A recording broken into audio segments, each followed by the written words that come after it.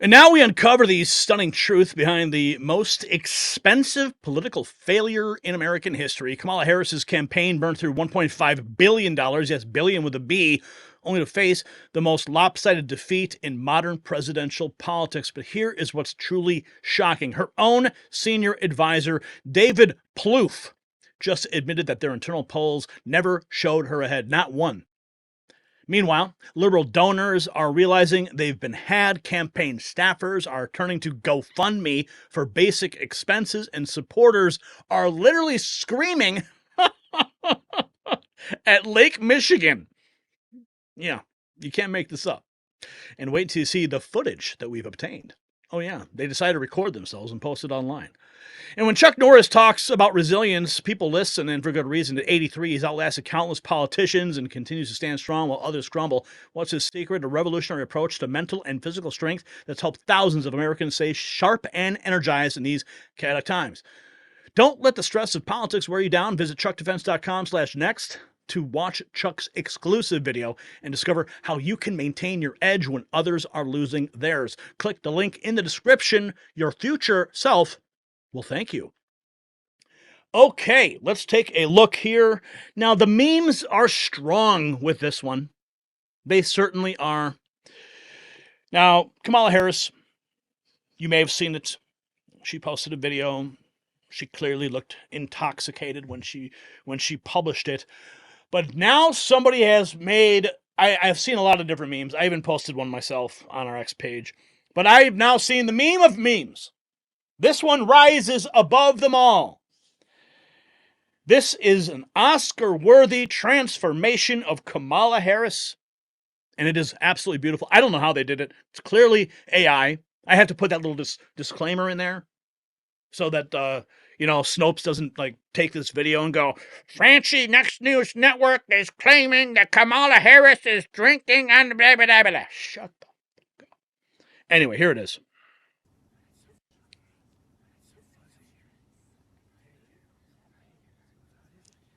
Friends, you called in favors. You said, hey, I showed up at your softball game. Now I need you to show up at the campaign office.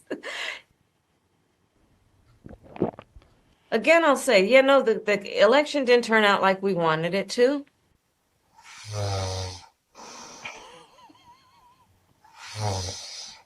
Certainly not as we planned for it to.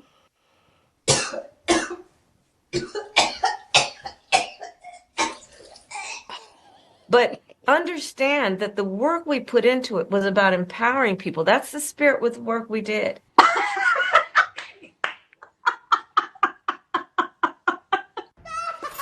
You're gonna die, You think that's funny? Oh, man. Oh, that is the greatest meme I have ever seen. Dr. Clown PhD, you deserve the Presidential Medal of Freedom put upon you by Donald Trump himself. Oh, and it only gets worse from here. Oh, yes, the transformation of Kamala Harris is complete, from smiling VP to what WTF happened, how it started, and how it's going. Yeah, it's really bad. And here we have Bill Mitchell posting 7 hours ago. A major Democrat donor says the way Kamala wasted donor money disqualifies her from ever holding public office. Listen in. Remember this. John, I never heard anything like this before. Do you think somebody stole the money? Well, maybe legally. All of a sudden, everybody's got the keys to the candy store. Ad buyers, talent, consultants. There's 100 days to do it. And the money started pouring in. Remember this, Chris. It wasn't pouring in for Harris. It was pouring in against Trump. And a lot of people got rich on the back of donors trying to stop Trump. And I think this disqualifies her forever. If you can't run a campaign, you can't run America. And that would be the argument just day one. I was at the White House for a dinner Friday night, talking to a lot of people. And I'm telling you, man, there's a lot of whispering. There's a lot of names about who got paid this and who got paid that. Same thing is going to follow Harris for the rest of her career. She cannot be trusted with the money. She cannot be trusted with the money. The biggest donors are now turning their back. Charlie Kirk posting, as Kamala delivers a message to her dejected supporters, bragging about how they raised nearly $1.5 billion for her failed campaign, David Plouffe finally admits the campaign's internal polling never had Harris ahead of Trump. It was all a giant scam. And it means so much to me and to Governor Walz that you knocked on doors, you called friends, you called in favors. You said, hey, I showed up at your softball game. Now I need you to show up at the campaign office. You put in the time. It was personal for you. Because of your efforts, get this, we raised an historic $1.4 billion, almost $1.5 billion. The work must continue of reminding ourselves that we have an ability to stay engaged in a way that will make a difference. The work that you all did, it's going to have lasting effect. The election didn't turn out like we wanted it to. Certainly not as we planned for it to. Okay, whatever, Kamala. We don't need to keep listening to you. And then we have this primal rage. So this happened. Liberals decided to get together and scream at Lake Michigan as a way to release their anger over Donald Trump stomping Kamala Harris in the 2024 presidential campaign. The primal scream, Saturday, 9 a.m., Claude Park on the beach. Tell everybody. Tell everyone. And someone's like, well, maybe we could do it in the evening, too, for those who are having a hard time dragging ourselves out of bed in the morning with this devastating news. Yeah, let's get our frustration out collectively, screaming to ease the sadness and to come together and move forward as a community. I'm still in D.C. through Sunday, but I'll scream into a pillow from where I am. Oh, but here we go.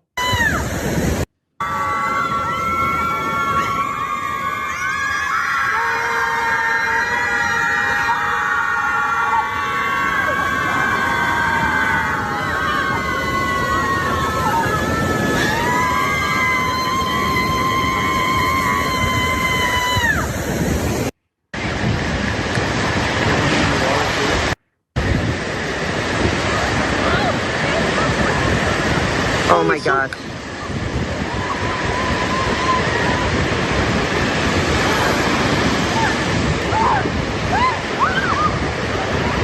Yeah, screaming at Lake Michigan. That's how they're coping. Now, we covered this the other day. I figured we might as well check in on that GoFundMe. Democrats should be ashamed. They don't care about their own staff. This is the DNC Staff Union Layoff Relief Fund. Last time we were there, it was about 17,000. They were looking to raise about 25. Let's see where they're at. Have they? Oh, 18,000. They've only raised an additional $1,000 for the DNC Staff Union Layoff Relief Fund. Oh my goodness. That is embarrassing. That tells you that nobody cares. That people are tapped out. They're not going to give to these people. They failed them once, and there is no more faith in anything that they can accomplish. But the good news is that the Commanders are now in talks to bring back the Redskins. Yeah, that's a huge win. We were calling out leaders on a case of really woke gone wrong. The irony that they were canceling Native American culture as the DEI movement went way too far. Look, this is honoring a Blackfeet chief who was born in Montana. He's highly esteemed. The Blackfeet tribe of Montana, their current chairman and the tribal council signed a letter in strong support to bring the logo back. It honors Indian country. So we've had good discussions with the NFL and with the Commanders. There's good faith negotiations going forward that's going to allow this logo to be used again. perhaps revenues going to a foundation that could help Native Americans in sports and so forth. We're making good progress, and based on the good faith negotiations, I made a decision to support this bill yesterday in the committee. I know that they put a plaque up at Northwest Stadium honoring Wetzel and the logo. It'd be great to see it back on the helmets again. Senator, thanks so much for... Yeah, so, I mean, woke culture is dying. Kamala Harris is flailing. People are screaming at Lake Michigan. Douglas Mackey posting this. So Harris never led in her internal poll. She knew she was losing and yet still didn't do an interview for 6 weeks after she got the nomination. So they basically didn't even try to win. Was the Harris campaign just one big cash grab by the Democrat operatives and consultants? It sure seems that way. By propping up all this false hope and claiming they're going to do all these things. And all they did was just distribute the funds across all their buddies. I mean, how much did Oprah's team get? How much did Al Sharpton's team get? I mean, they paid for that one interview she gave with a podcast to call her daddy podcast. They converted a hotel suite. They spent $100,000 to convert a hotel suite into a podcast studio. Because Kamala would not go to where that podcaster was recording. $100,000 to convert a hotel suite for a one-time use. That is absolute waste. Yes, all this different footage. Here's more footage of the liberal white women screaming at Lake Michigan to cope with Donald Trump's win. This is mental illness. Oh, and Kevin O'Leary, Shark Tank, Mr. Wonderful, he just gave a brutal reality check on why Kamala Harris lost in a landslide. Vigilant Fox says this is the harshest critique ever heard on CNN. Listen. The root of this mistake actually came very early on. They didn't run a process. They made an excuse of $317 million in the kitty. They kept the same campaign manager and said, we will anoint this faulted, broken candidate who was inconsequential in her vice presidency, lost in 2019, as you detailed, complete loser in 2020, never could articulate anything, had no compassion for people and her own advocates. Let's not forget this. I remember the minute this happened, I was in Europe. She went on to The View. All those women wanted her to win. They threw her a softball. They threw her a second softball. She was so weak as a candidate, she couldn't even answer that she would do something different. It ricocheted around the world. She was finished. Well, let me go. They will never do that again. That was the nail in the coffin when she went on The View. What would you do differently? Nothing comes to mind. I mean, you have the entire View audience who are all rabid left-wing women in their houses watching The View, watching the hens cluck around that table. You have a captive audience, Kamala, and nothing comes to mind. Just shows that you can't even sell yourself to your own audience. That's why you failed. That's why donors won't donate to this GoFundMe. That's why your biggest donors are turning their back on you. That's why people are questioning $1.5 billion. Was it just a big cash grab? I mean, the fact that she would post that video, and here it is. Okay, this is the video posted 13 hours ago. Kamala's senior advisor, David Plouffe, admitting the media polls that had Kamala ahead were all wrong. The internals never had her winning. I mean, it was just basic. When we got in, my recollection is some of that snapped back, but we were behind. I mean, I think it surprised people because there was these public polls that came out in late September, early October, showing us with leads that we never saw. I mean, it was just basically a race that in the battlegrounds was 46-47, 47-48. So that's not where we started. We started behind. She was able to climb out. I think even after the debate, we might have gained, 0.51. It wasn't a race that moved a lot. And so I think when you think about our own internal analytics, if Wisconsin at 47-47, or Pennsylvania 48-47 Trump, let's say, which I think is where we had it at the end, you've got to have undecided break your way more than your opponents, and you've got to get a little benefit from turnout, which we weren't able to do. When we got benefit from turnout, which we weren't able to do. Yeah. And their own internal polling was a fraud that they never released to the public because they knew they were losing, and they can't just keep saying we're losing. Now, you can fundraise if you are behind, saying, hey, we're behind, we're 2 points behind, we need to fundraise, we need to raise more money, we need to run more ads. But still, the whole thing was a fraud. Other good news to report, it's official. Jack Smith's appeal of Judge Cannon's order dropping the documents case against President Trump is dismissed. Yep, Jack Smith's appeal has been dismissed. Bye-bye. Tim Murtaugh. If Donald Trump had not run for president again, the legal cases against him would have never been filed. Everyone knows it's true. So Jack Smith wanted the trial before the election because he feared the verdict of the American people. What kind of prosecutor is that? The case itself is as if he was hedging against a Trump win, that, well, if I can't get him in court, I'm going to try to get him in the court of public opinion. Yeah, and I think that's exactly what it is. It's kind of a microcosm of the entire case generally, isn't it? Because I think the case itself was election interference, as I said just a couple of minutes ago. It never would have been brought if Donald Trump had not announced that he was running for president for a third time.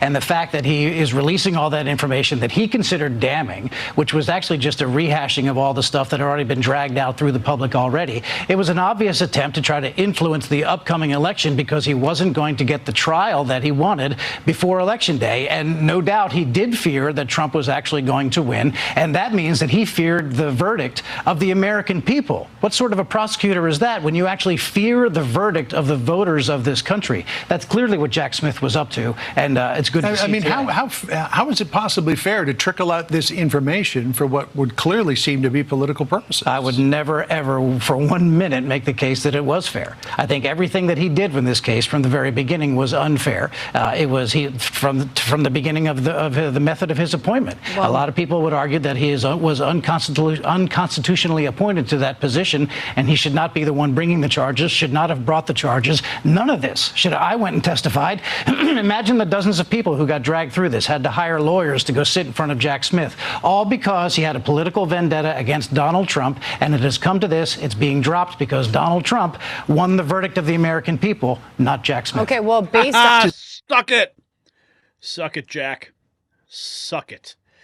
Okay, and we've got this now. We're finding that a 2-story statue of Donald Trump with his fist in the air is now being created. You could take a look at some of these visuals. Absolutely amazing. Not sure where this is going to go, but it is something amazing. Comfortably Smug posting this. In the weeks after Election Day, one of the biggest donors of the Democrat Party, the LinkedIn co-founder Reid Hoffman, has considered what once would have been unthinkable for a billionaire who often talks about his patriotism leaving the United States. Now, there was actually a clip. Do I have that clip? I don't have that clip. But it was Elon Musk talking with Tucker Carlson about Reid Hoffman. Reid Hoffman used to work for Elon Musk when Elon Musk owned PayPal. And Elon Musk said that this guy, Hoffman, along with Gates, is very, very worried about his name being disclosed on a certain list of someone who didn't do something to himself. You know what I'm saying? So now he's thinking about leaving the United States. I wonder why. Oh, no, it's not because of Donald Trump winning. It's because Pam Bondi has said she's going to release the list of the person who didn't do something to himself. Mr. Hoffman, who spent hundreds of millions of dollars on politics over the last few years, has told friends and allies he's weighing a move overseas, according to 3 people with knowledge of the talks who insisted on anonymity to discuss the matter.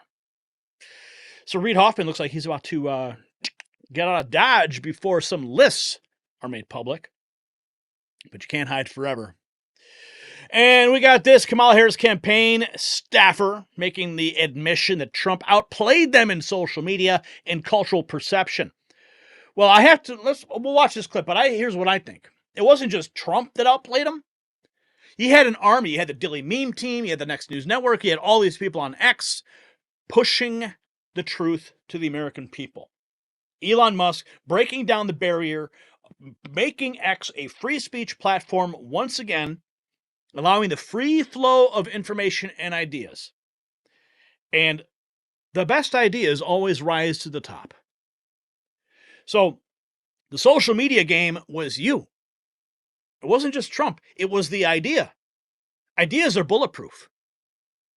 Let's watch. Trump never stopped. Trump, obviously it's important to him that he portray this very masculine, strong figure. And so how does that show up for people? It shows up at UFC fights. It shows up with Dana White speaking at the convention. It shows up with the kind of podcasts that he's doing. It shows up in his rhetoric. And he's constantly picking a fight and showing that he's going to take something on. I'm not saying we mimic that. We don't want to mimic that. But we have to pay attention to why people find that appealing. It's because people are naturally attracted to leaders, to alphas. That's why. So she's going to go ahead and she's going to be like, well, we don't want to mimic that. Yeah, because they have beta cucks in the Democrat Party. That's why. And they're afraid. Okay? They don't even know which bathroom to use. But naturally, people seek leadership. And when you project leadership, when you project that you are going to do something, you are going to be victorious over your enemies. You are going to vanquish those who have been wronged. And all the people who've been wronged by the left, by the censorship, there's a lot of people out there who've been silenced and beat down. And when someone rises to the top and says, I am going to fix it, then those people say, yes, I want that. I want more of that. But this lady, seriously? She is the reason Democrats are losing. We don't want that. We don't want to project strong masculine leadership. The Dana Whites, the UFCs. Oh! Yeah, I'd love to see what her husband looks like. Let's scroll it back a minute here. We don't want to mimic that. But we have to pay attention to why people find that appealing. And his use of TikTok and specifically reaching those younger men. I can't tell you how many friends of mine or nieces and nephews would say to me, do you know I'm getting these things from Trump all the time on TikTok? And they're not political people. They weren't signing up for that stuff, but Trump was reaching them.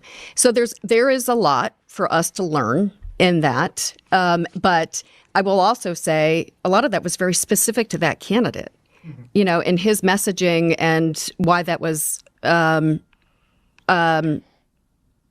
people were open to that messaging. Yeah, why people were open to that messaging. Well, you know what? I'll leave you with this. Turn out like we want. This is perfect.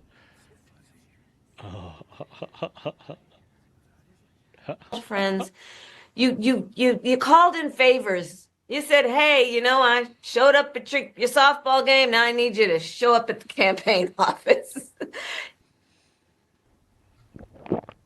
Again, I'll say, the election didn't turn out like we wanted it to. How do they do this? Certainly not as we planned for it to.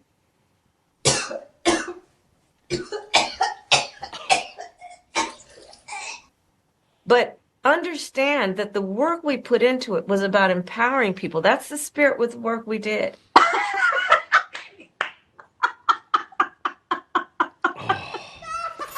You're gonna die, Trump! You think that's funny? So there you have it.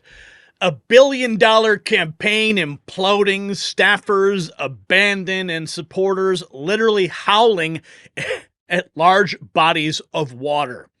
But here's what I want you to consider and drop your thoughts in the comments. Was this just incompetence? Or was the Harris campaign intentionally designed to fail? Or was it a big cash grab? Or were they clearing the path for someone else in 2028? Think about it. And while you're pondering that possibility, don't miss out on our hottest new MAGA Avengers design at shop.nextnewsnetwork.com. Yes, they are flying off the shelves faster than Kamala's campaign promises, because nothing says "I told you so" like wearing the perfect blend of humor and truth. Limited quantities available, Patriots. Act now.